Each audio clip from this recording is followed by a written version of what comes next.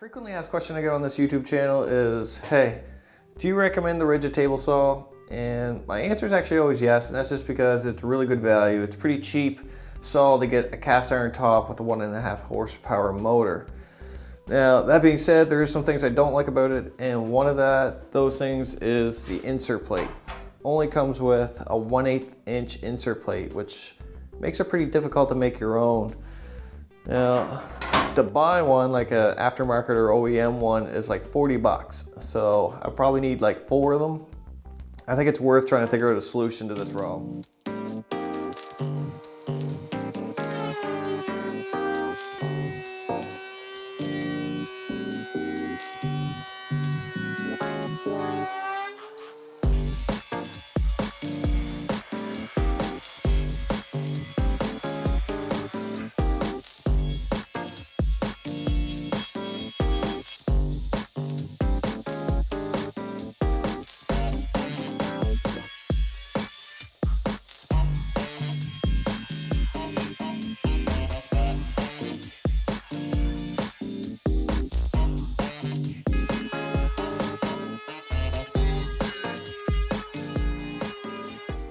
Okay, so like I was saying before, the reason why it's so difficult to make an insert plate for this particular table saw is you only have about 3/16 of an inch for material. Now that's really not thick enough to span the gap here. It would be a pretty flimsy insert plate.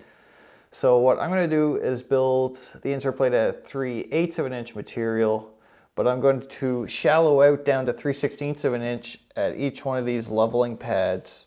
So I still want to stay even a little bit on the light side of that 3/16 of an inch. That way there I'll be able to bring it up level with the table saw with the leveling screws.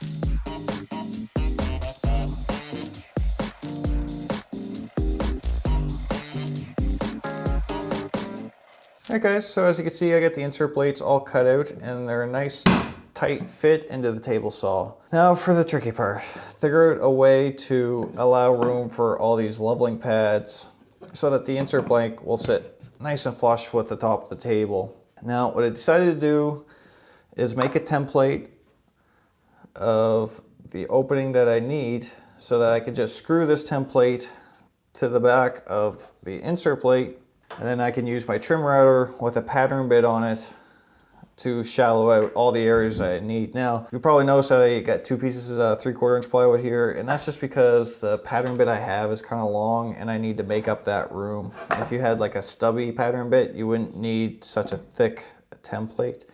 But anyways, this will work just fine. Now to get this shape, what I did is just made a blank just like this, and then open up the back of the saw and traced it from underneath, so I got exactly what I needed for each of these pads.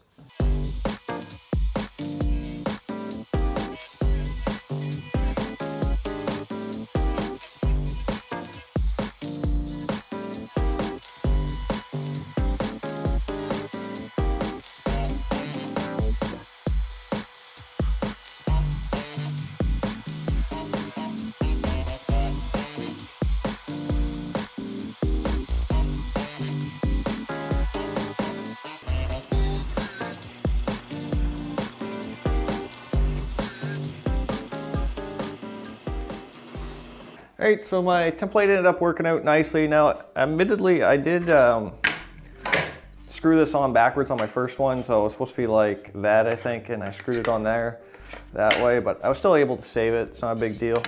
And I'll definitely save this template for any other inserts I have to make for different size dado stacks. Now, if you look at the factory one, it has this little lip here, which catches right underneath the backside to kind of hold it into place. And then on the front side, there's a magnet right in the table saw, which obviously catches on the steel insert plate. So I kind of wanted to incorporate that into mine too, because it's nice that it holds it into place. So I just made a little lip out of a piece of hardwood. I cut that on the bandsaw, so that catches right underneath, like so. And then I used a fender washer, or like a thin washer used for like holding insulation and stuff. It's really thin, it was only like 30 thou thick, which worked out perfect. And that will catch the magnet on the front.